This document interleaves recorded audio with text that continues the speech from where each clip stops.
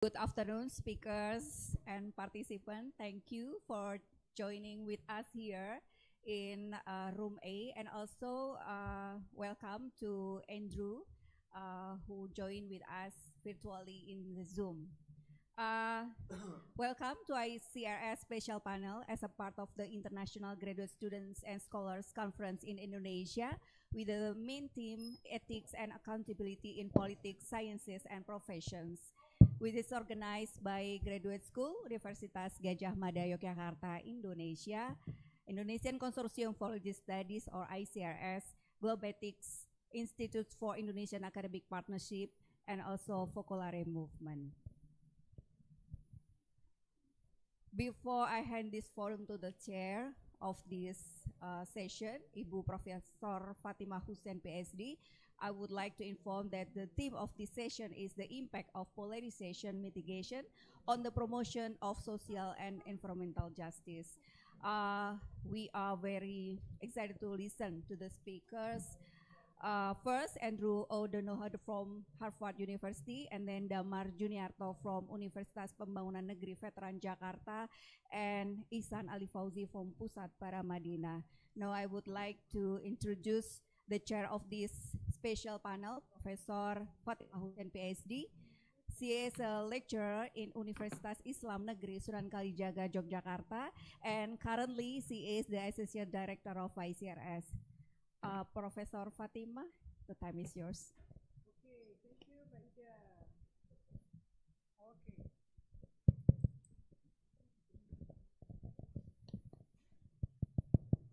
Thank you very much, Mbak Ida. Good afternoon, everyone. Good afternoon. I hope you have a nice break, even very short. So thank you very much again for coming to this special panel session on the impact of polarization and the promotion of social and environmental justice, sponsored by the Indonesian Consortium for Religious Studies, or ICRS. As some of you may have known, the Indonesian Consortium for Religious Studies is a consortium of 3 universities, namely Gadjah Mada University, State Islamic University Sunan Kalijaga, where I'm based, and Duta Wacana Christian University. One of our main focuses is conducting a PhD program on interreligious studies, which is legally based at Gadjah Mada University, here in the 3rd floor. ICRS is currently working on a project entitled, very similar to the title of our session.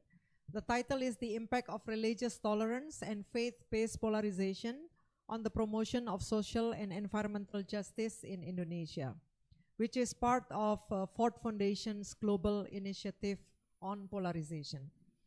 We have produced a situation analysis paper in our attempt to better understand discourses on polarization.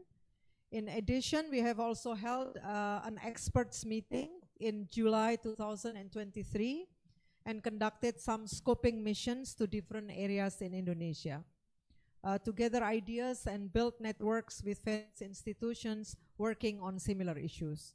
So this panel is so in line with what we are doing now. This afternoon, as Ida has mentioned, we have 3 speakers whom I will briefly introduce when they speak. This session will start with a dazzling question. How can scholars create common definitions, measures, and frameworks for analyzing polarization that apply across diverse contexts and generate cross-nationally useful knowledge? It will then be followed by 2 topics related to polarization in Indonesia. First is actors and victims of political polarization in Indonesia. And second, political polarization and the shrinking civic space. All right, so our first speaker will be Andrew O'Donoghue. I hope I pronounce your name correctly. Who is a Carl J. Friedrich Fellow and a PhD candidate at the Government Department, Harvard University, USA. Andrew has co-edited a book with Thomas Caruthers entitled Democracies Divided, which applies a comparative analysis of political polarization that is endangering democracies worldwide, from Brazil, India, and Kenya to Poland, Turkey, and the United States. So we will start with some critical questions related to definitions, measures, and frameworks for analyzing polarization. Please, Andrew, time is yours. Thank you, Fatima, for that very kind introduction. And thank you as well for your excellent work coordinating this panel and inviting me to join. Just to make sure, can everyone in the room hear me well? Perfect, thank you. So as a scholar of polarization, I'm looking forward to this panel and especially to learning from Damad, Isan, and all of you in the room about the conversations that are happening in Indonesia about polarization, especially as you approach very critical elections this February. It's a pleasure to be a part of this conference, even remotely. Fatima gave me the challenge of discussing polarization everywhere in the world in 15 minutes, so I will do my best to accomplish that task. So I'm going to briefly share some slides, which I hope will be helpful in sharing some of the knowledge that, as Fatima mentioned, with my co-editor, Tom Carruthers, we collected through an analysis of polarization in 9 countries around the world. So as the title of this presentation indicates, polarization isn't just a challenge in the United States or in Indonesia, it's a global challenge around the world. And there's been alarm in recent years that democracy globally is experiencing crisis or challenges. And as you know, a lot of the media and academic attention has focused on the role of populist leaders in putting democracy in danger. So if you're reading about politics in Indonesia, you might see headlines about Anies or Prabowo. But many scholars and citizens feel that the more fundamental underlying challenge to democracy isn't one particular leader, but rather rising political polarization. So after all, even after a particular president leaves office, the polarization in society and politics is often a more enduring and more fundamental challenge. What we're seeing and what we found in our book project is that polarization is a threat to democracy and to social justice in diverse countries around the world. So, of course, if you've been following the news about Israel and Palestine most recently, you've seen just how deeply divided societies can become over these flashpoint issues. So on my home university campus at Harvard, students have lost job offers for expressing polarizing opinions. They've even faced bullying or physical harassment. In the Middle East, more broadly, polarization has contributed to democratic backsliding in countries like Turkey and in Egypt during the Arab Spring. In Latin America, political divisions have destroyed democracy in Venezuela, and they've deepened dramatically in countries like Brazil and Ecuador. In the United States, our country is facing an intensely polarizing rematch election between Donald Trump and Joe Biden. And of course, as you know well, in Asia, polarization has shredded democracy in Thailand and Bangladesh in the past with military coups in both countries. And of course, the warning signs are now flashing in places like India and Indonesia.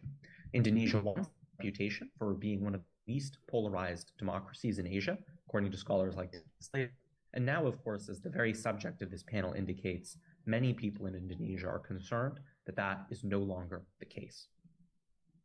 Now, just to briefly present the goals of the information that I'll present, my sort of hope is that with polarization being a global problem, there are valuable lessons that professors, scholars in Indonesia can learn from other countries. But that also means, just as importantly, that Indonesia can teach other countries lessons about the drivers and consequences of polarization as well. So in order to generate this knowledge that will be useful both in Indonesia, but also for other countries that are dealing with polarization, I argue that scholars need to do 2 very critical tasks. So in order to connect Indonesia to this global conversation, the first thing we need to do is have a common definition of polarization. What exactly is it that we are talking about when we talk about polarization and its impact on social and environmental justice? But second, we need to create a common framework for analyzing political polarization. And in my book project, Democracy is Divided, which Fatima very kindly mentioned, it's a book project that analyzes polarization in 9 countries, including Bangladesh, Colombia, Brazil, Indonesia, Poland, and the United States. I co-edited this book with Thomas Carruthers, an excellent scholar at the Carnegie Endowment for International Peace. And the way that we tried to create cross-nationally applicable insights was to use a four-part framework for analyzing political polarization. First, we looked at the roots of polarization, the identity divisions that often give rise to particularly intense forms of polarization. Then we looked at the drivers of polarization. Why is it that these identity divisions become so powerful and so politically charged in social and political life? Third, we looked at the consequences of rising polarization, what polarization means for civil society and for politics. And finally, and perhaps most critically, we looked at remedial actions, the efforts that actors from politicians to universities to civil society are taking to try to turn back the polarization or at least mitigate some of its consequences. So to start with the first key task, we need to come up with common definitions of polarization to understand what it is exactly we're talking about. And I think there are four critical distinctions to make in this literature. The first is the difference between elite versus mass polarization. So elite polarization usually refers to polarization among the formal political actors, political parties, politicians, and legislatures. So if you're measuring elite polarization, you might look at data on how legislators are voting in parliament, or on the distribution of seats in the parliament as well. The second critical dimension, which is mass or societal polarization, the divisions within the public at large. And this is the kind of polarization that we get out instead with public opinion data, data on what average Indonesians or Americans think about the other side. A second critical difference is between ideological and affective polarization. So ideological polarization is about the intensity of policy disagreements. This is something, for example, you might see in parliament if parties are voting in polar opposite ways over specific pieces of legislation or public policy. But as we'll discuss in this conversation, just as important is affective polarization, or the extent to which ordinary citizens dislike people on the other side. So the classic question that's often asked in countries like the United States and Turkey is, would you approve if your daughter married someone from the other side? Very interesting question. And what we find is that among Democrats and Republicans in the United States, for example, something like 40 to 50% would say, I would not want my daughter to marry someone from the other side. This gets at a really crucial point that we make in our book, Democracy is Divided, is that we want to understand, as polarization scholars, when has polarization become severe? When has polarization become so intense that it's a threat to democratic institutions and societal trust? So some amount of polarization in a society might actually be good.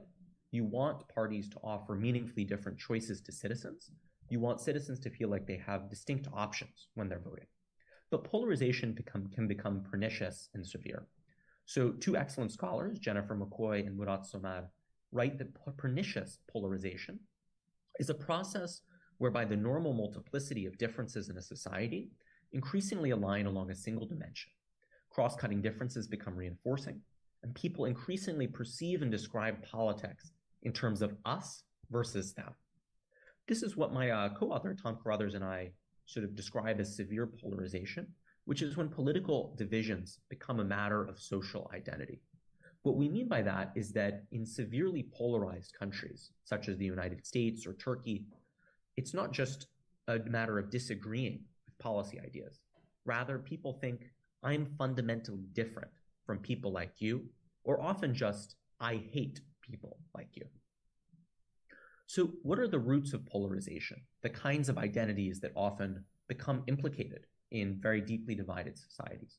We found that there were three basic types of identities that often are at the root of polarization. First is religious identity. And here we're not just thinking about different religions, for example, Islam versus the Christian minority in Indonesia, but rather about also the key difference being between more religious and more secular visions for a country, as is the case in Indonesia. This is the same in Turkey, where I am right now conducting research, where the primary division between President Erdogan and his opponents is not between Islam and a different religion, but rather different interpretations of the role that Islam should play in public life. Second is ethnic identity, another powerful form of identity. This is the case in many African contexts, such as Benin, Ghana, and Kenya, where political parties are often based on ethnic or tribal identities. But this also exists in European countries, for example, in the former Yugoslavia, where ethnic divisions have become really salient as a result of histories of violence. Third, and perhaps most interestingly, we found that ideology can often become a form of deeply ingrained social identity. Look at the United States as a great example of this. As my co-author Tom Carruthers argues, in the United States, being liberal, being conservative, isn't just about what you believe. It's tied up to a whole other group of social practices, and like where you go to church, for example. And because of this, it's almost as powerful as some of these ethnic or religious identities. Now, the next thing we looked at in cross-national perspective is what's driving polarization. When you have a country like Indonesia or the United States with different forms of identity, why does polarization often increase? First, we found that divisive and inflammatory political leadership is one key factor, and that often a single political leader can make a major difference in radically increasing political polarization. So figures like Narendra Modi in India, Jaroslaw Kaczynski in Poland, Hugo Chavez in Venezuela, even figures like Anies in Indonesia have been figures who have brought up divisions and entrenched them within the society, often in ways that are electorally successful. So the polarization playbook we found is very simple. First, you demonize your opponents. Second, you focus on symbolic identity issues. So in India, for example, the ruling party, the BJP, campaigned for decades to build a Hindu temple on the site of a destroyed Islamic mosque. And third, these leaders are relentless. They constantly pour fuel on the polarization bonfire. So Donald Trump, for instance, tweets thousands of times a year. And according to an analysis by the New York Times, half of these tweets are attacks against his political opponents, against the prosecutions against him.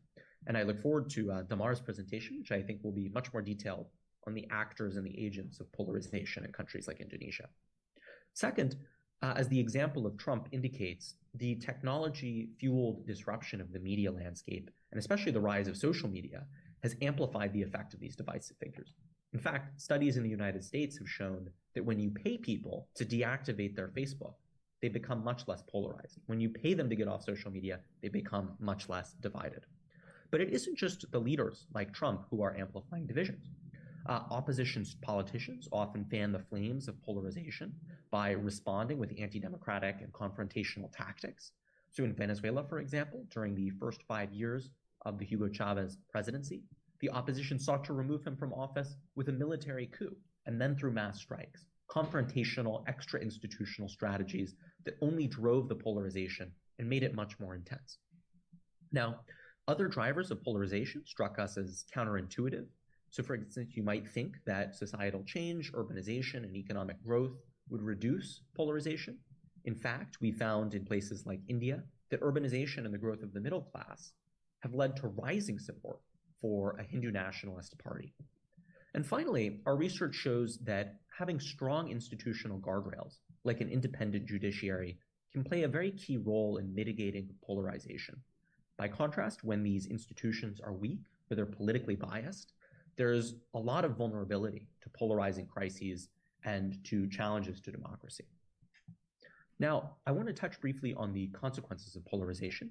Isan will get into more detail about how polarization may be implicated in the problem of shrinking civic space in Indonesia, but I want to focus on the both political and the societal consequences of polarization. So first, polarization tends to have a corrosive effect on a variety of political institutions. So to name a few, the judiciary often experiences a lack of independence and becomes seen as a partisan rather than a political actor. The lawmaking process suffers in quality because politicians are voting not on the merits of the specific bill, but sort of operating in a herd mentality with their fellow co-partisans. The president often becomes seen not as a unifying national figure, but as a partisan agent, as someone who represents only half the country. And political parties experience a loss of credibility because they're seen as engaging in partisan bickering rather than representing ordinary citizens and their interests. There are also really deep and worrying consequences of polarization for society, and I think this is in large part the inspiration for this panel. So one problem is rising involvement toward minority groups.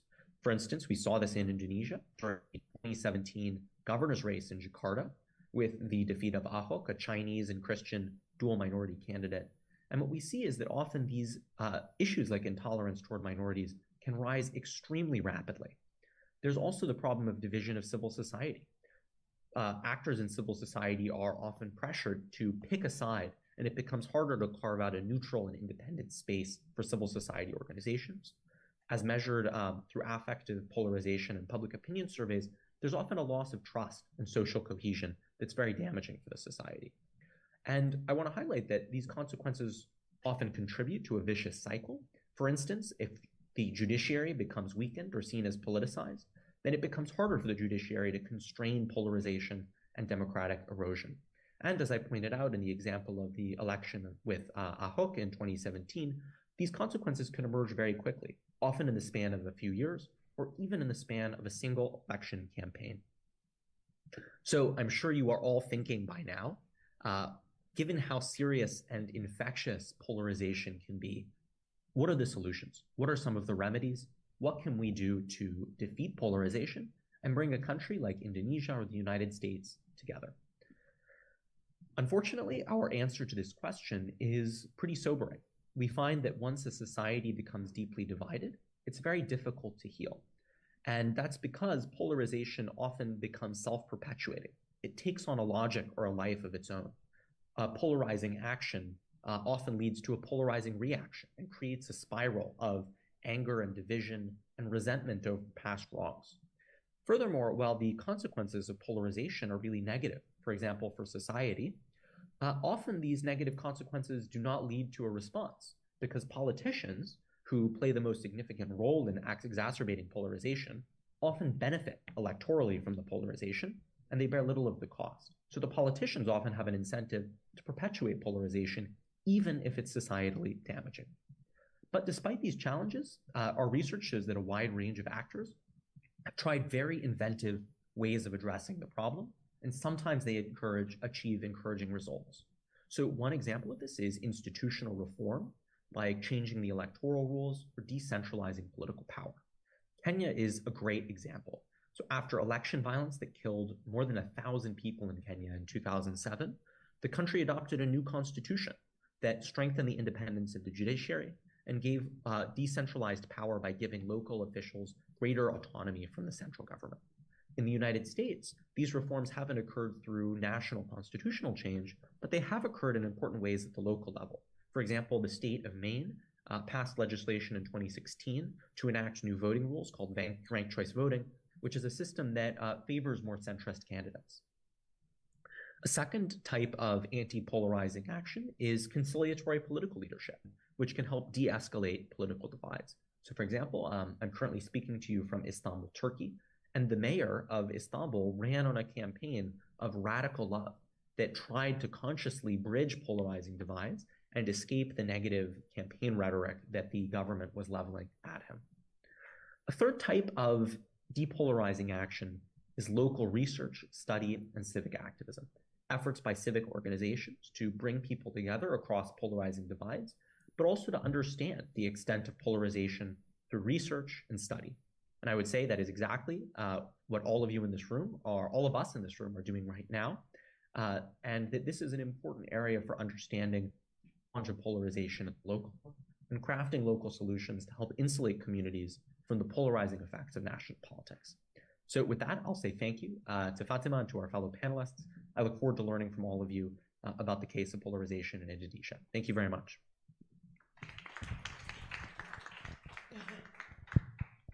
Thank you very much, Andrew. Very interesting points. I think you have clearly stated that polarization is a threat. Is a threat to democracy, as shown in some countries. And I think I wrote down many things, and you have clearly also outlined routes, drivers, consequences, and some remedial actions possible. I hope we all will be quite optimistic until we hear probably the second and third presentations. Also, I think the questions that can be posed is whether we as scholars can create common definitions measures, frameworks that apply to different contexts. I think this will be quite interesting. Also, because you specifically mentioned about the rise of social media as one of the drivers of polarization, which will be very much related to what Mas Damar discussed next. So, yeah, I think we will now give the time to Mas Damar, who I will introduce you very briefly, as I promised at the beginning. Mas Damar Juniarto is a lecturer of digital politics at UPN Veteran Jakarta and executive director of SafeNet. He is also a prominent human rights activist who is known for his work on digital rights and online freedom of expression in the Southeast Asia region, or Southeast Asia Freedom of Expression Network. Mas Damar will speak on actors and victims of polarization, political polarizations in Indonesia, but earlier outside we discussed it actually depends on how we define polarization. So who are the actors and who are the victims? Among the questions that he will raise is, will political polarization in 2004 elections? This is, I think, thought-provoking, considering that, as Mas Damar wrote down in his abstract, according to the Edelman Trust Barometer 2023 report, Indonesia is placed as a country with low polarization. So I don't know if you agree with this or not, but let's listen to Mas Damar. Thank you. You have maximum 20 minutes, 15 to 20 minutes. Thank you so much, Bu Irma. Good afternoon, everyone.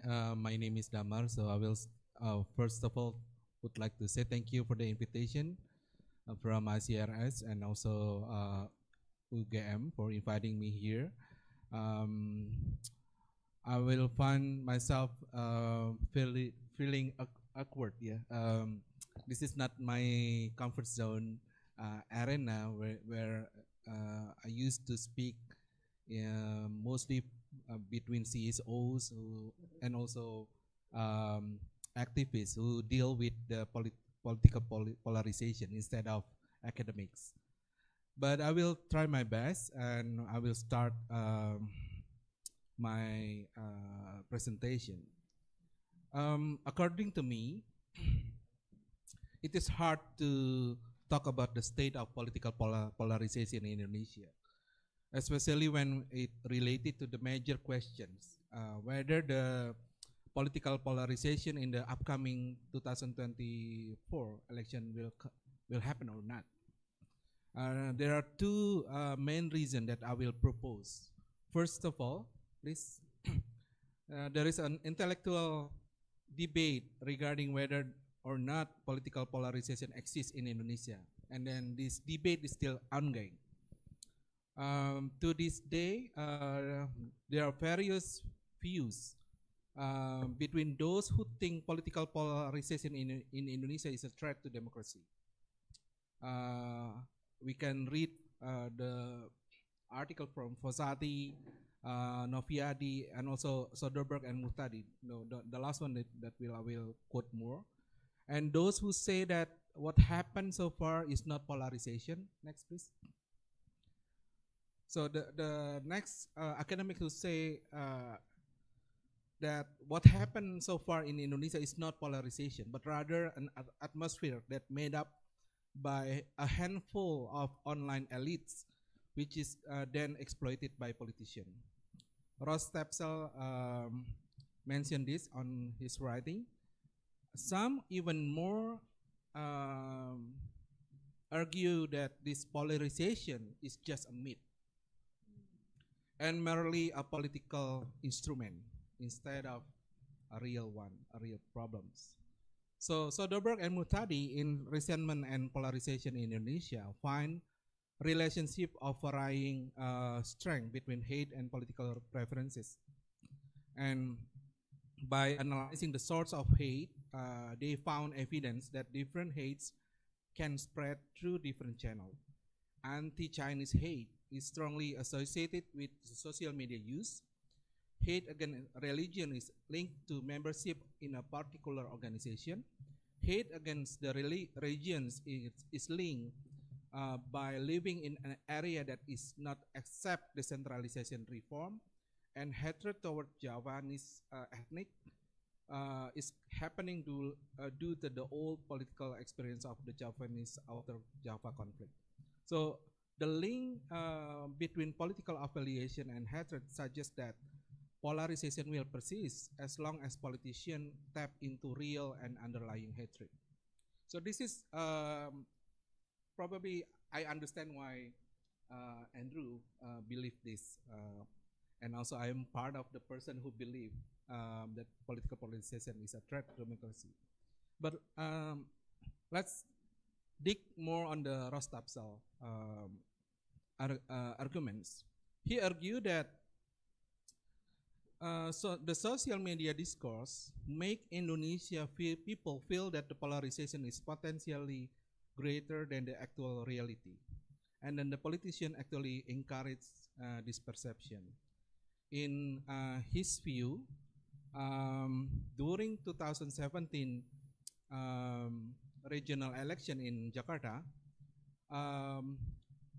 a handful of online elites in Jakarta are projecting their analysis to the public, saying that this is something that will happen if you let Anies Baswedan won the election.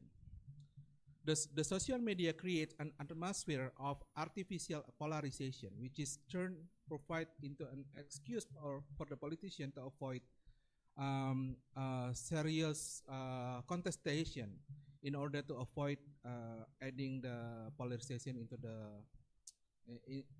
They try to highlight the polarization instead of telling what is the program for the candidates, right? So another one, Zulfikar Amir examined polarization in Jakarta during the 2017. So he's doing another research in 2023 and found out through his survey the majority of Jakarta residents were not trapped into only one poll. For instance, only supporting Ahok or only supporting Anies Baswedan. They are indeed a group that part of the polar, but the number is so small and it's not significant. So through this evidence, Zulfikar believes that Jakarta is not experiencing polarization, just like many of us probably think that what happened in 2017 is highly and hard polarization. He just said that, in other words, the polarization in Jakarta is just great. So I find myself really difficult on setting myself, is there any conclusion over this debate between these three people, three academics.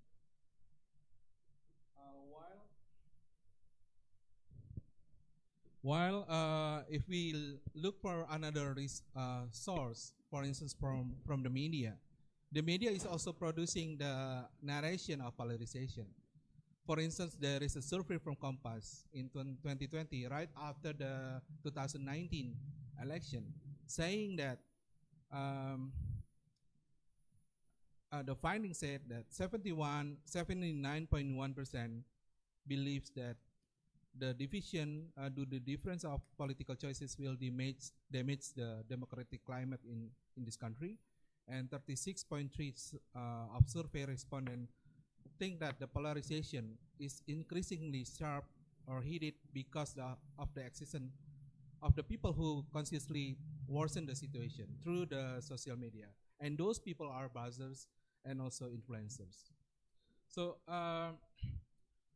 in my point of view, this survey from Compass is actually postulated that polarization happened already. Compass already had an opinion before the findings that polarization is already happened in 2019 election, instead of just looking into the looking into the real problem in the society without probably like finding what is the indicators that can be evidence that there is a polarization in Jakarta. So, and the last one from Edelman Trust Barometer states that Indonesia is in the category of countries with low polarization, which part we are in the same arena with other countries that you can see from the graphics. So back again, back to the questions. Why I found this polarization is very hard for me to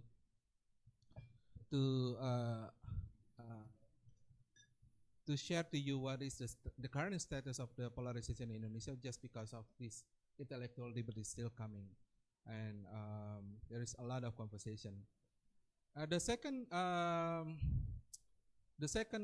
argument from me that why it is hard for me to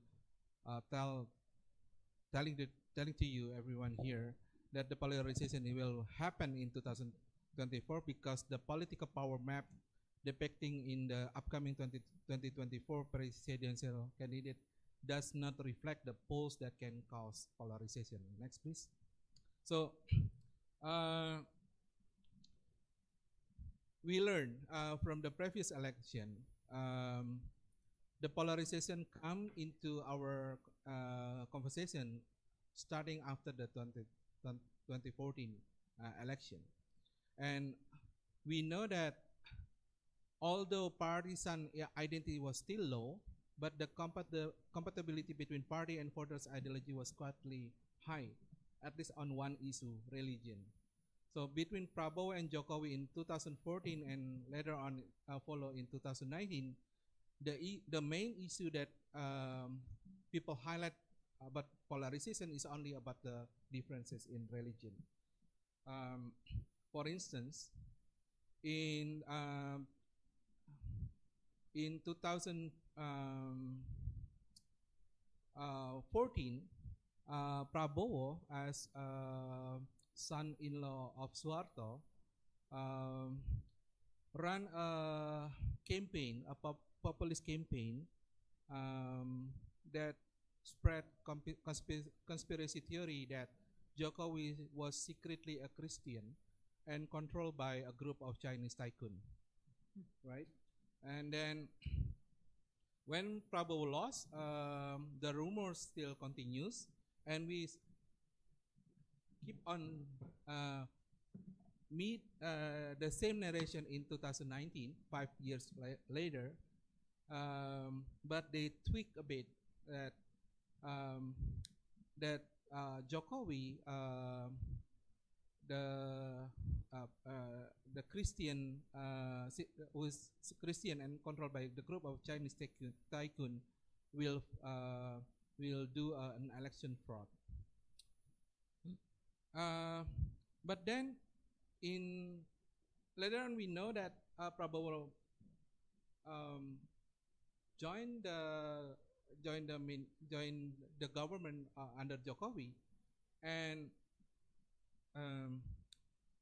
in 2020, the next election in 2024, Prabowo will pair with Gibran Rakabuming, son of Jokowi, and it will be very difficult if Prabowo using the same narration against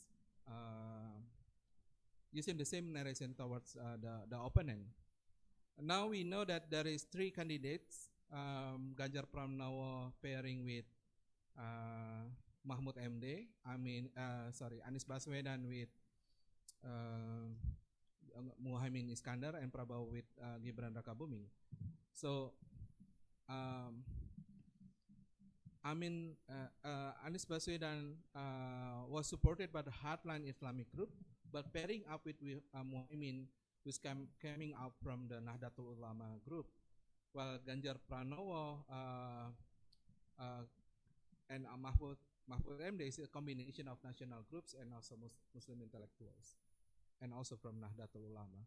So the narrative of anti-China, anti-Chinese, anti-Japanese, regional hatred, the proposal coming from the Soderbergh and Muhtadi will be difficult to carry on since there is no significant difference between the three presidential candidates. They are Muslims, they are Japanese,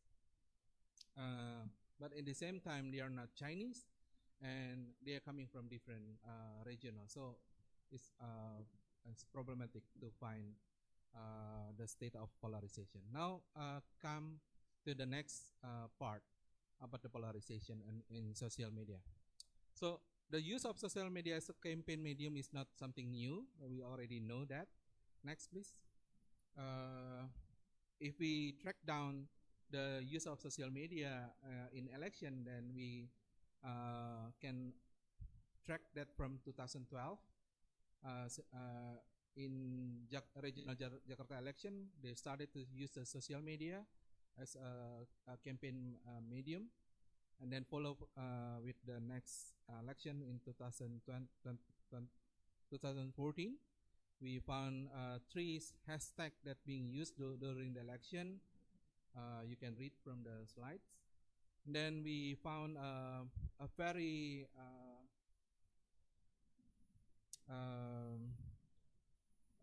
a hashtag war between JASMEF and also MCA. MCA stands for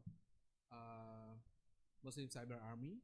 And then the last one, until now, we still find that social media play a main role in the election. The expansion of the use of social media in political field somehow give, for me, is giving an optimistic statement in the beginning, because I found that people has no hassle to express that through the social media. Later on, a lot of critics and a lot of highlights about the use of social media as a weapon to attack other people. There is a proliferation of social media being used by political party to attack those their opponent, and they are using fake news and also a black campaign, and including the last one, they are spreading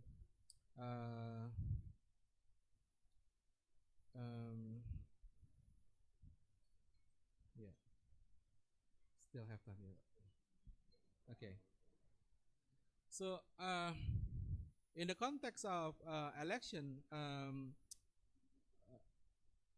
even Bawaslu telling that we have to know that the social media can be part of the polarization, and then we have to mitigate the impact of the use of social media.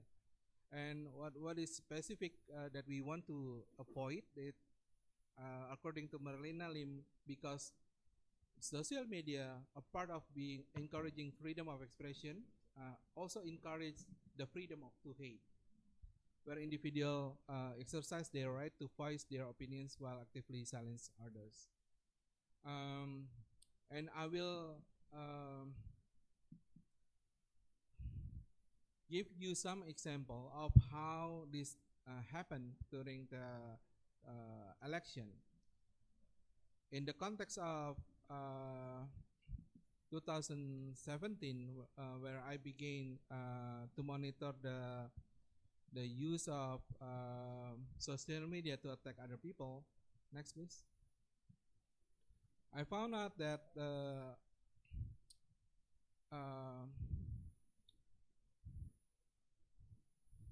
the debate about polarization can be settled if we just digging into who will be the victims.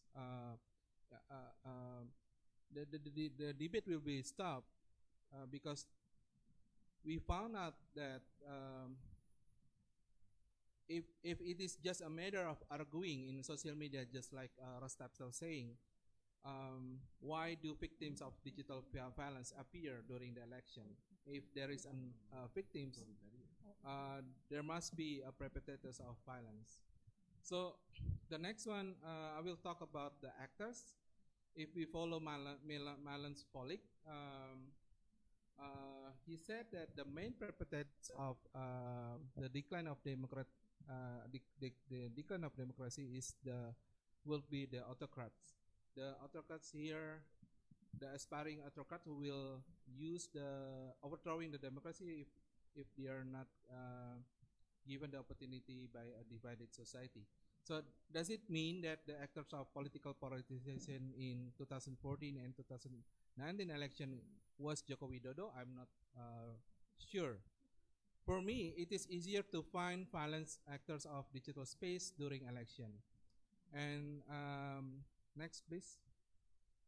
In Indonesia, the phenomenon of black campaign, hoaxes, and hate speech has been become a daily sight that people can easily find on the social media. And then, next, please.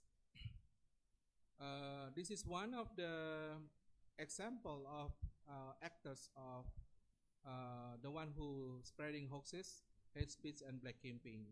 So in 2017, we found out a narrative campaign through social media who spread a call to dox everyone, the name of the people who anti-Islam and anti-ulama and anti-clerics, and then they will compile the name of those people into one specific Facebook account, Facebook page, and then they will spread the list and produce hate videos and encouraging people to do physical persecution. So, next, please. If we aware that this is something that happened in 2017, this is also can be replicable by a different groups. For instance, in 2019, the group changes, not Muslim Cyber Army, but a different groups that being identified by Wijayanto and Yatun Sastramijaya as hybrid troops. What is hybrid troops? It's a fleet network consisting of buzzers, influencers, and coordinators and content creators who work together to orchestrate the raising public opinion on social media. Next, please. So what they can do? Next, please. What they can do is producing the same narrative, the same hatred narrative, and targeting vulnerable groups. For instance, LGBTQ. For instance, they will say that son of Prabowo is a gay, and then there is a reason why you should not vote for Prabowo, or even don't vote for Jokowi because Jokowi is allowing same-marital marriage. So they will use those kind of narratives. The second vulnerable groups who's being targeted by these cyber troops is the minority religious organizations, for instance, Ahmadiyya or Shia. And the last one, those people is being targeted by the vulnerable by the cyber troops are those individuals who are considered to be misled because they are carrying out different religious practice. So I will end up my presentation into the conclusion that the next 2024 will be a major battle because social media become more and more relevant to Indonesian people, especially next to Gen Z. Next, please. Gen Z, because Gen Z is more bigger than millennials. They are using social media more than us here, and the battle of spreading hoaxes, hate speech, and black campaign probably more challenging than before. Thank you very much for listening. Yeah. Thank you very much, Mas Damar. So are the actors and victims real or not real? Depends on how we define polarization. Exactly, okay. I will let Insan answer. Yeah, so Andrew, can you hear okay, clearly from the presentation? I'm not sure because the voice was not very clear. Yeah. Damar's presentation was very clear and excellent. Congratulations. Okay, thank you. Okay, so Mas Damar, thank you very much for the complex explanation on actors and victims of polarization in Indonesia. So I was hoping to get a clear answer whether polarization is a myth. You know, this can also actually bring us to relate to the earlier points that raised by Andrew on how to best define polarization, how to differentiate between real polarization and, as you mentioned, about atmosphere created by a handful of online elites, a fluid networks of buzzers, influencers, etc. And this will bring us to turn to my dear friend Ihsan Ali Fauzi, who unfortunately from the title was quite pessimistic, I would say. It's about political polarization and the shrinking civic space in Indonesia. But before that, I will briefly introduce Ihsan to all of you. Mas Ihsan is the founder of Pusat Studi Agama dan Demokrasi, or Pusat Paramadina, and is very active in researching and publishing on issues related to freedom of religion or belief. And he has published many books, articles, field reports, etc., etc. So, Mas Ihsan, time is yours. Thank you. Thank you, Ibu Professor Professor Fatima. Thanks for having me here. So here is the plan. I'll be talking generally about the relationship between polarization and shrinking civic space. So it is not really about polarization, but its effect on shrinking civic space. Taking some lesson from Indonesia. This is part of our Paramadina research. You can download the whole research actually on our website or in USAID website. I will start with the definition of polarizations, and I think I will talk more or a bit with what Andrew has suggested before. How and why polarization is dangerous for democracy and its effect on shrinking civic space. I will refer to the specific context of Indonesia's past elections, and which is also heading to 2024 general elections. I don't know. I think I will skip some of the slides which give you detail on shrinking civic space, but we can come back later to that slide if we want to. Okay, next slide, please. So this is about next slide, please. Yeah, the relation between polarization and civic spaces. Let me start with the definition. I think it's very close to what Andrew has said before. The shortest and strongest definition of polarization is the divisions of society into distrustful, antagonistic camps. So there must be two camps, gitu ya, kira-kira ya. To take a very good example from Indonesia, there is the community of Cebong. Is it Cebong, right?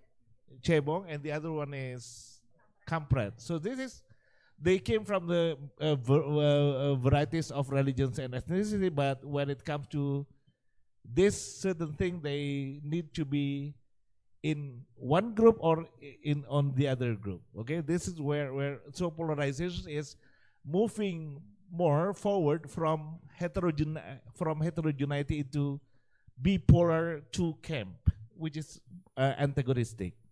So, for example, you can come from various ethnic or religious background and you live together peacefully every day.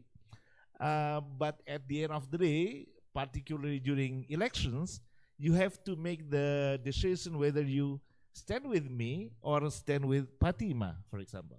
So this is where the polarization starts.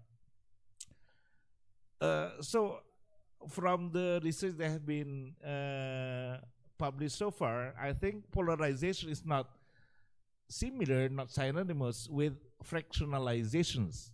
Yeah, there are differences between a heterogeneous society divided along several ethno-linguistic or religious divisions and a polarized society with two large groups that are hostile to each other. Why polarization is dangerous for democracy? There are two mechanisms by which polarization can affect badly to democracy. One is it's in bahasa Indonesia, it's menggerogoti, it's eat away, it corrodes two fundamental pillars of stable democracy. One is losers' consent. Yeah, I follow this election and I'm loose. Okay, remember that John McCain, when he was facing Obama, I think 2007, 2006, right? Okay, no, Obama is not. You know, he's not a Muslim. He's one of us. But I lose my elections now, and let's start with Obama. This is also our president. That's so polarization during election and at that time. Okay, that's a good candidate politically, which end polarization during elections. But there are also other people who can't accept electoral result and stage demonstration in front of KPU. You know that KPU, lembaga, was it the Indonesian electoral commissions in Jakarta, and the leader of that demonstration was Prabowo, who is now the another candidate of our next elections. So intense partisanship and polarization create the condition under which elite and mass support for liberal aspect of democracy, protection of freedom of liberties for everyone, for example, became increasingly conditional, bersyarat. Okay, contingent. In bahasa Indonesia, it is bersyarat. You have to be with the group of Jokowi, which means you are cebong, right? Yeah. Or you are with Prabowo and you are kadal gurun, right? Okay, that's how heterogeneity moves toward polarizations. Okay, two signs of severe polarizations. First, in case of severe, I think in severe polarization, politics is described by political actors in terms of us versus them. And each side frame the other not just as a competitor, but also opponent with different views and goals. But they are also illegitimate outsider. And they are more than that, they are also existential threat to me, to us here. And second, where politics is severely polarized, incumbent frame political opponent as enemies of the state, who has no right to live here, not alone, let alone have some aspirations to in democracy. So this is where polarization affect shrinking civic space. Okay, where I start to talk about shrinking civic space here. First, it makes people polarizations makes people more willing to trade off basic democratic principles for their partisan interest, thus creating a structural opportunity for anti-democratic leaders, such as the great scholar graduated from Universitas Gadjah Mada University, who is our president now, can do anything that he wanted. Okay, and oppositions didn't say anything. They didn't have any guts to say, to reject that. That's where the trade-off took place. Okay, and secondly, the majoritarian process takes over deliberations that lies at the heart of the well-functioning democratic regime, democratic working system. Okay, we deliberate, we talk, we discuss about our problem, but during the politics in which very polarized, we can't discuss that kind of stuff. We either believe in Jokowi or we don't believe in Jokowi. Okay. Next slide, please. So this is what I like. I want to defend Anies Baswedan not because of he is former president of my university, but I think he has some interesting ideas. We have to remember that most elections by definitions have that impact of polarizations. That's the function of elections. You need to show off that you are a better candidate. Okay, you sell yourself to the voters. Okay. So the balance should lie between showing off your best potentials during the campaign or during the elections, and accepting the fact that you lose after the election. If you are losing, you lose the election. Okay. So if you see the picture, but Anies Baswedan when he was elected as the president candidate by the National Democratic Party, okay, 3-4 months ago, and he said that polarization is a normal thing. Yeah. I think that's what he meant. Yeah, to be in elections is to be different, to show that you are different from other party, from other candidate, and you are better than him. But polarization will more likely happen in two-party electoral systems, such as the one in the U.S. or in the two-horse presidential experience in 2014 and 2019. And in both elections, Jokowi ran against the same rival, former Prabowo.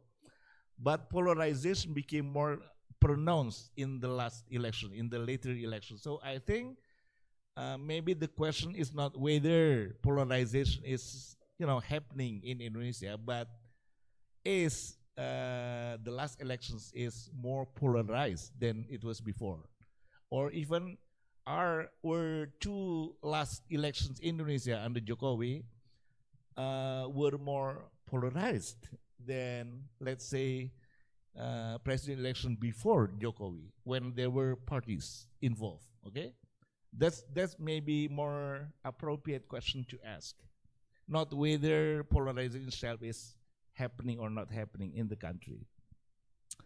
We know that the result of the two elections showed how the nation has become divided almost down to the middle, kan? Nah, it remains to be seen whether this polarization will be a permanent feature of the political landscape. Much depend on who will run in 2024, and we have still to have to wait for the exact fixed candidate to be running in the next year. How many candidates also contesting? I don't know what's the impact of this. What's going on in MK today with regard to the son of Pak Jokowi. I don't remember his name. Is it? I don't remember his name. Gibran. Okay. I pretend to forget. But we can take an inspiration or insight from the that little polarization in 2004 and 2009, or less polarized than we are now, in that we were in the last 2014 and 2019 elections. But we also need to remember that polarization is not only a state, keadaan, static state, but also a process. So Sandra Hamid, for example, has wrote a very important article, it seems to me, that no, it is normal. The title of the article is "The Normalization of Intolerance After What Was Going On in 2016 Jakarta Jakarta Pilkada." Okay, after that Pilkada, what was going on was the polarization became something normal in everyday life.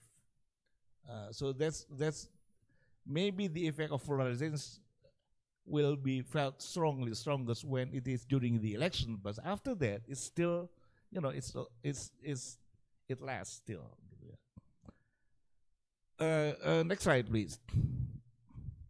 So this is the slide on the form of restrictions that makes civic space in Indonesia is more shrinking.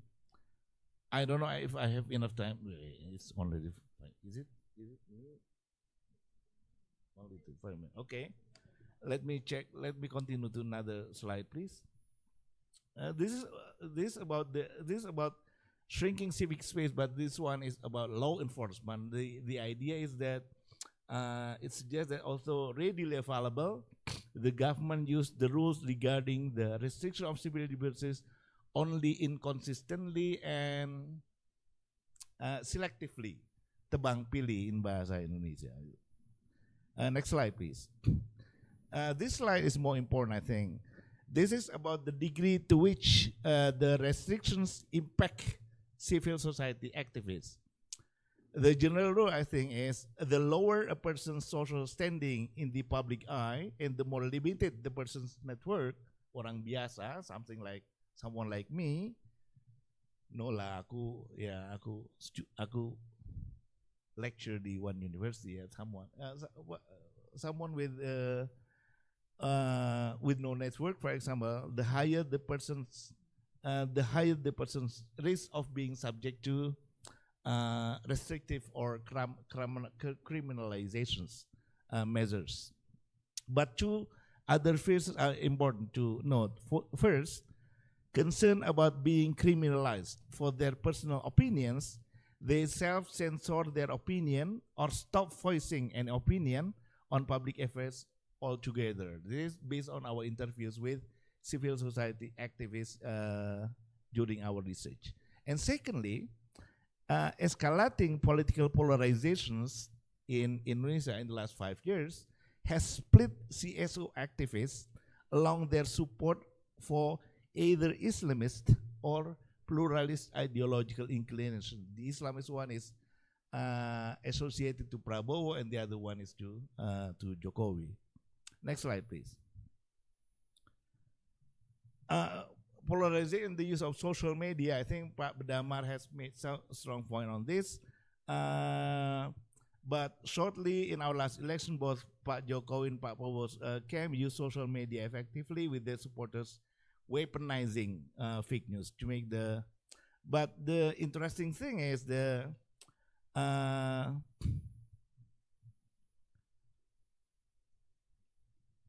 recent Jakarta Post article that was I was pictured this I put there also suggests that polarizations is elite driven actually. So this is a kind of manufacturing polarization.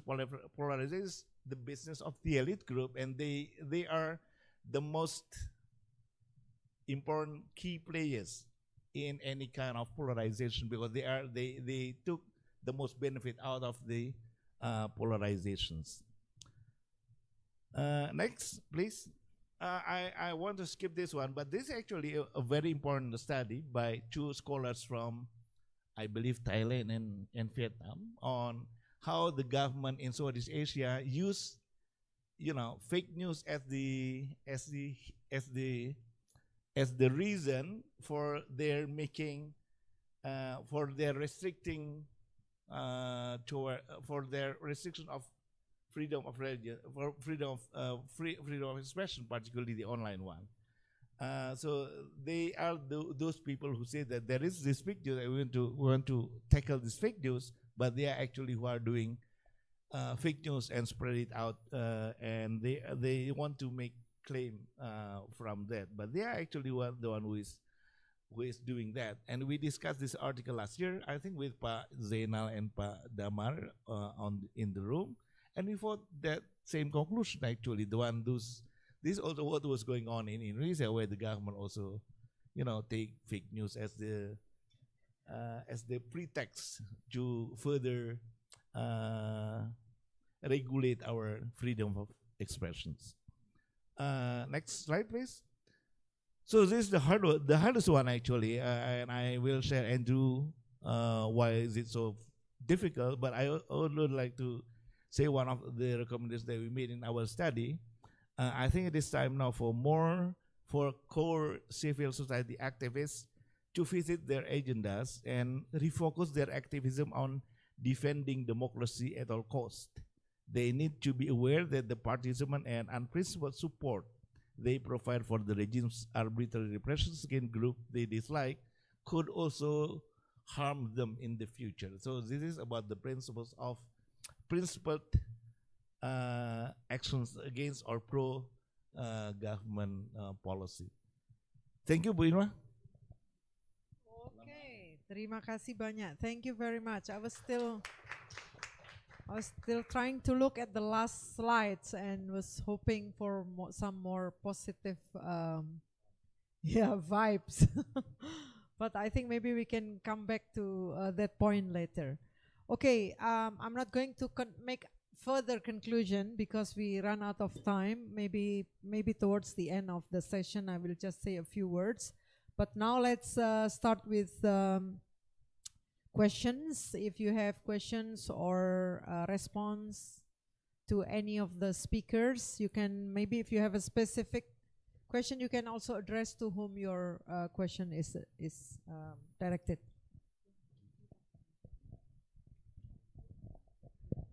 I found it a very enlightening presentation, especially in terms of the forthcoming presidential election. So I'm grateful for your collective expertise as a foreigner here. I wonder though if you've read the book co-authored by Samuel Huntington and two others called The Crisis of Democracy. It was published in 1975. It was commissioned by the Trilateral Commission and eventually published as a book. In this so-called report, they argued that democracy is approaching a crisis. And what they meant was that the people were going to become ungovernable because they're too democratic. And the recommendation was that central government find ways to undermine the influence of people in politics by strengthening central government institutions on the one hand and reducing access to democracy on the other. The Trilateral Commission took over the American government during the time of Jimmy Carter. Every administration since, except Trump's, was staffed by members of the Trilateral Commission. Most members of the European Commission are members of the Trilateral Commission. The leader of the opposition, the UK, is a member of the Trilateral Commission. The Japanese government, the Greek government, the Italian government, and so on, are dominated by members of this secretive commission. I find it very interesting that this very important globalist and elite organization issued a report saying democracy was going to break up, and for the next 60 years, big media owners spend their money spreading stories about how people can no longer talk to each other democratically and how they're all falling out. Polarization will be the end of democracy. To me, it's a self-fulfilling prophecy. And I just wonder whether you have any comment. In other words, to me, a lot of what you've described looks like, we call it in English, a storm in a teacup. And we're making a big fuss about the fact that people disagree about who should be the president. Well, that's a good thing. The point is that the elites don't want genuine democratic debate. And I think they use their money to turn genuine democratic debate into a kind of nasty bear pit fight. And that's what I think is really happening around the world. I just want us to I mean, you might say I'm just a conspiracy theorist, but I do think it's interesting that the West has led this claim that polarization, open speech, democracy needs to be put down in the name of something or other. Okay, I will take another question, Pa Zain, and maybe Yeah, thank you. Yeah, I think, yeah, I myself become polarized within me. I mean, after listening to the conversation, well, polarization is normal. I think all of you said that to some extent, but it's dangerous when it becomes severe. But I'm also not quite sure when, what are the indicators of the severe polarization. I mean, if any of you can say something about it, that would be helpful. But also, I also think that, I mean, if we look at the experience of Indonesia in 2014, 2016, 17, 2019, I think the dangers to democracy does not come as much from the divided society, from the polarization within society, but from the political elite, especially the government, when in the name of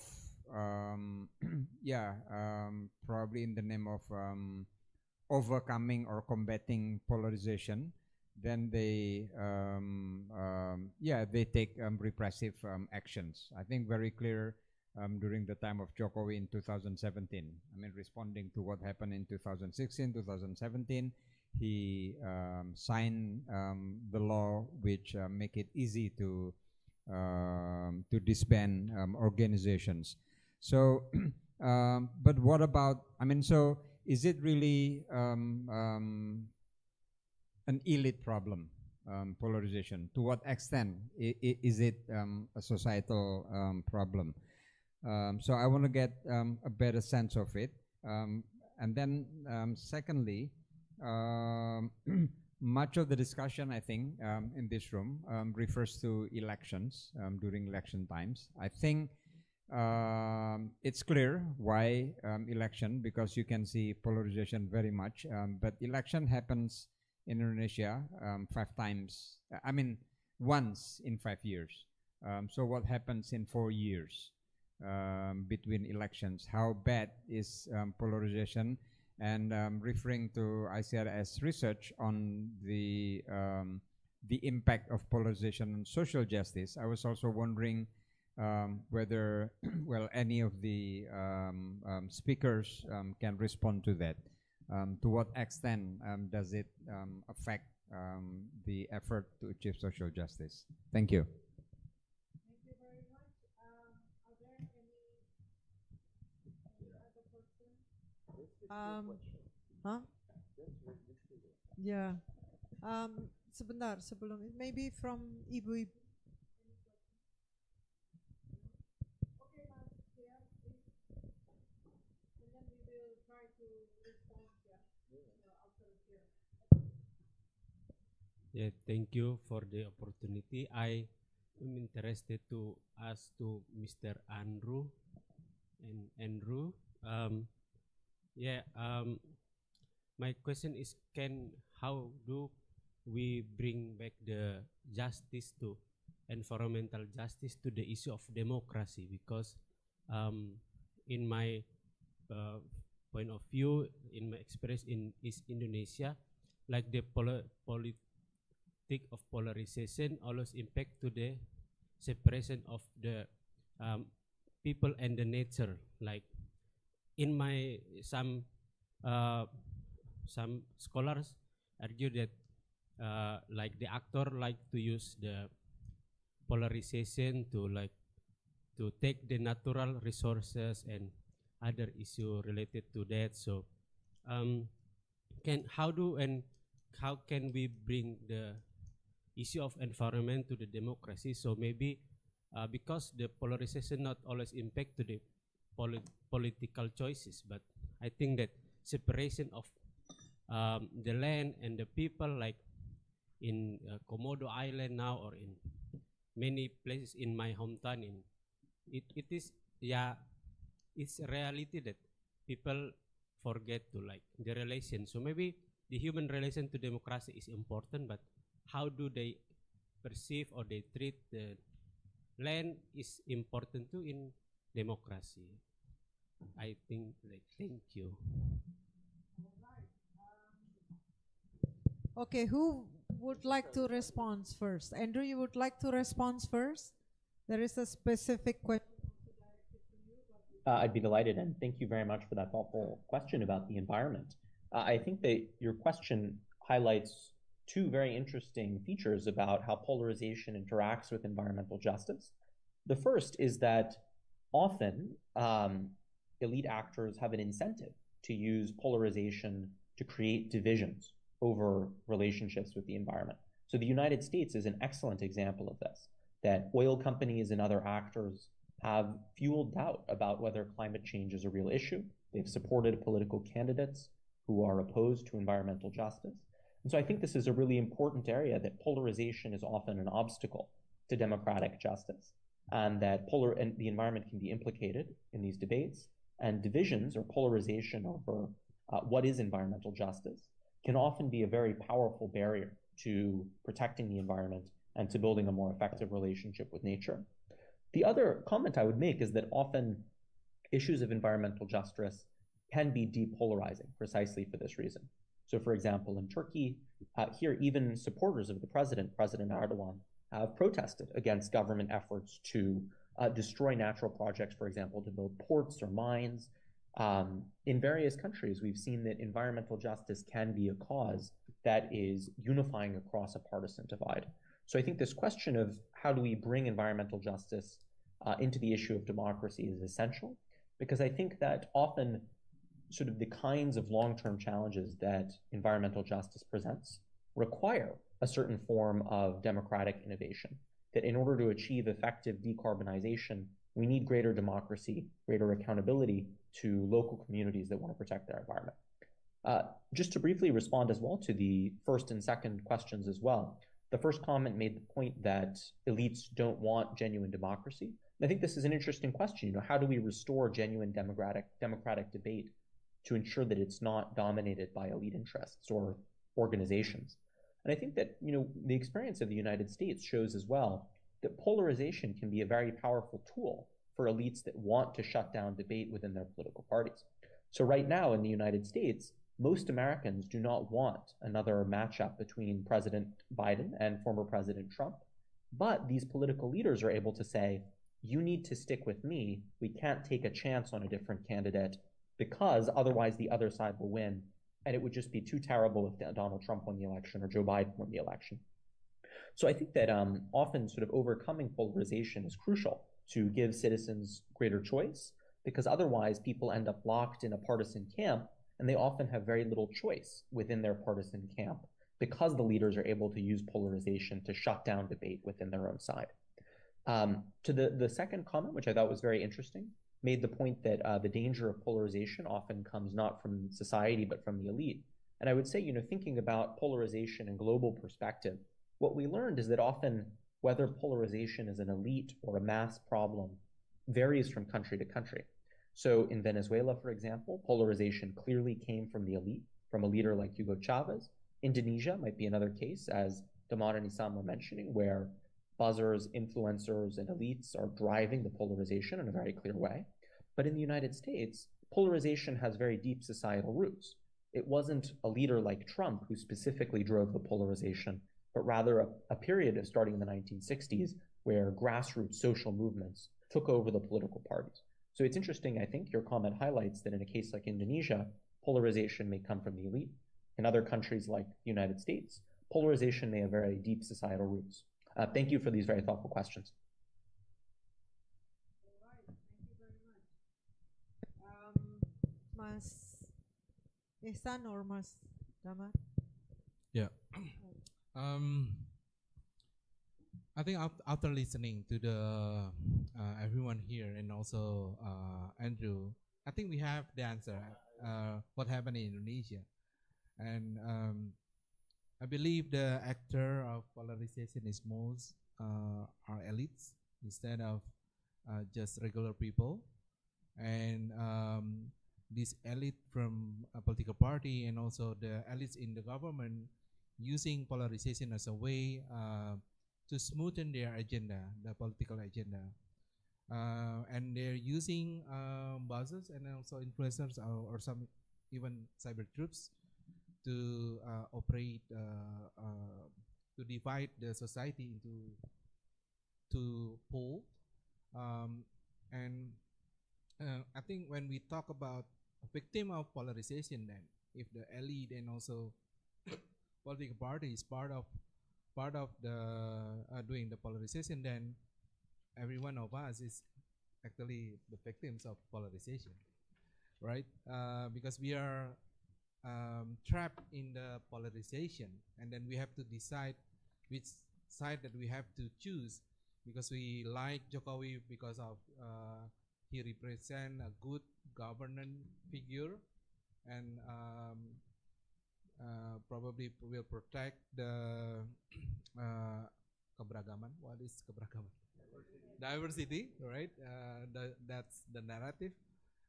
But then we found out that at least what happened recently is not part of those people who have integrity on democratic, because he's proposing his son to become the next leaders of Indonesia. But other than that, I will try to proposing to you to see the how this operating is also beyond election. I will try to remind you of some policies being released in 2020, for instance, during Omnibus Law, what happened during revision of anti-eradication of corruption, anti-graft commission, for instance. Like we know that during that time, although a lot of people not supporting the Omnibus Law in the beginning, but then suddenly there is an hashtag. A lot of influencers and buzzers, including paid influencers, artists, saying that they are part of supporting the idea to save the country because of the COVID-19. Then we have to support the Omnibus Law. Then I remember that probably this one is the one of the proof that polarization is actually fabricated instead of a real situation, and we have to because we then people have to choose between still supporting Jokowi or not during that time. What find me also relate to that is also the term that Ihsan said earlier about kadrun. Kadrun is actually not about, kadrun is not kampret, because kadrun is stamped to those people who oppose Jokowi, right?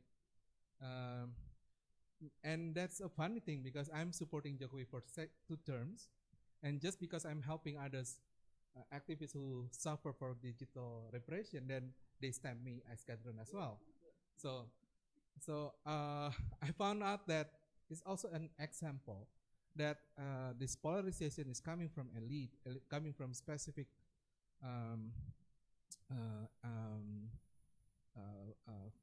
political figure in Jokowi or in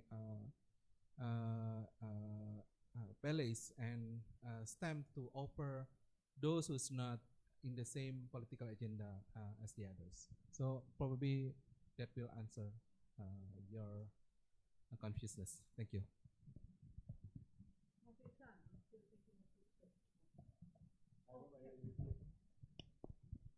Hey, then on indicators, I think we first of all, it make it possible for someone like Prabowo to complain about the result of the election, while we generally internationally people believe that this is fair and fair elections. Prabowo stage that demonstration in front of the KPU that this is fake.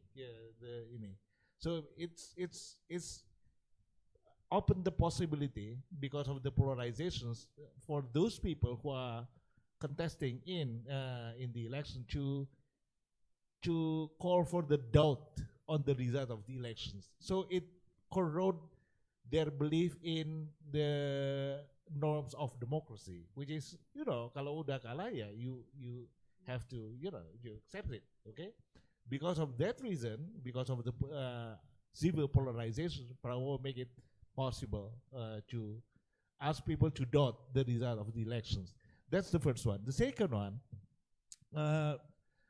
with that civil polarizations, the regime that came out of the winner in the elections make it majoritarian, you know, policy making processes. They do not, they do not care about, you know, demonstrations that made by students, for example, because they find that this is about pro Jokowi or pro his rivals. So it makes it rather hard for us to, you know, to have deliberations on public policy, because we are as Damar explained it himself, he will be put as the someone who is the enemy of Jokowi, while he is actually the one who is supporting Jokowi for two times actually, right?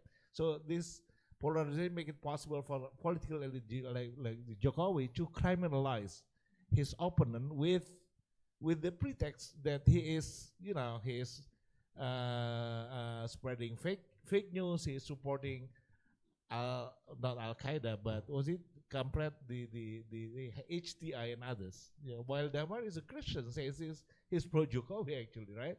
But because of that polarization, he put even someone like Damar Jr. as a, you know, as that Kampret, part of the Kampret, right? The traitor, yeah. Okay, sorry. What is the effect on society? Of course, we have no enough room to negotiate our aspirations now. We have no people cannot go to the street for demonstration, for example, because it will disturb Jokowi's policy, because it will disturb government, you know, pro pasar policies and others. So it shrink civic space actually, right? Because this government want to make that policy and you don't disturb them, and and for that reason they have that pretext that you have to, you know, defend me because this is very important issue and this for our group, you know, our camp. So if we have differences a lot on certain issues, which is small one, why don't you just forget it, you know, like the one that we experience now among our civil society groups. Some people say that, you know, this banning of HTI and the killing of those 50 and more people, sorry, not 50, but is it 5 or 9? FBI in the street of, you know, it's illegal. It's basically illegal. It's unconstitutional. But because of that urgency to support Jokowi or against, you know, this is about pro Jokowi pluralism or pro Khilafah, and I do not want to be in the same camp with Damar, who is pro Khilafah, for example, right? So it's shrink the civic space. What is the effect of this to your point on your questions on your research question on social justice, and it's limit our space to discuss about the social justices, because we can't discuss about that because our space to discuss that is shrinking more and more. Okay, that's basically so there is this channel, this mechanism by which this polarization can, you know, affect our discourse on environment or social justice, etc. That's the short answer, I say. Thank you very much. Are we going to take another round or? Okay, yeah. Unfortunately, the committee said that we have to stop. But yeah, I think please, you know, give a big applause for all the 3 speakers for the very interesting discussion. I myself, as the principal investigator for the project on this project on polarization, learned a lot from this discussion. And I hope this is only the beginning of our engagement on this very important, even though a bit frustrating topic, but I would like to just highlight to probably bring us some positive vibes back home, that actually all the three speakers, despite the rather pessimistic tones in the explanation about polarization, they still share some positive aspects or positive ways forward, in which, for example, it was mentioned that it is very important to strengthen middle ground. It is very also important to become, like, for the politician, it's more important to be statesman. You mentioned about statesman, and I add also about very important to become state women, not only men, or what Andrew mentioned as conciliatory leadership. I don't know how to pronounce conciliatory leadership. And then also the importance, as Mas Ihsan mentioned, about being consistent and indiscriminatory. Andrew also mentioned about the importance of institutional reform, which I think we can probably all take part in our smallest effort. And then also Mas Damar, of course, and others mentioned also the importance to always pay attention of the role of social media. And we and others who are the civil society activists need to focus on combating polarization in our own smallest context. So with that, I will conclude this session. Thank you very much, and I hope our paths will meet again in the future. Thank you. Terima kasih banyak. Thank you. Thank you, Bu Fatimah, for chairing this forum. Thank you for Mas Ihsan, and also Mas Damar and Andrew for the wonderful presentations. And thank you for the participants to be here. And we will meet tomorrow because we still have 6 panels in Polarization, and then 2 special panels with IIAP, special panel on Beyond Interfaith Dialogue to Peace, Field Community. Please join us at the auditorium. And the second panel, Focolare, special panel on Focolare, on spirituality of unity for a shared humanity, the contribution of religions for common space in society, at room A, this room. And also 2 main sessions, AI, governance and ethics in the morning, and would be the last main session tomorrow is on ethical leadership and sustainable governance in the afternoon. And the committee announced that tomorrow the committee will announce the 3 best paper and the 3 best presenters. So looking forward to meeting you all in the conference and from tomorrow until afternoon. And don't forget to take selfie and wavy because we have the photo booth in the first floor near the enter door of this building. Okay, so thank you very much and see you tomorrow. Thank you.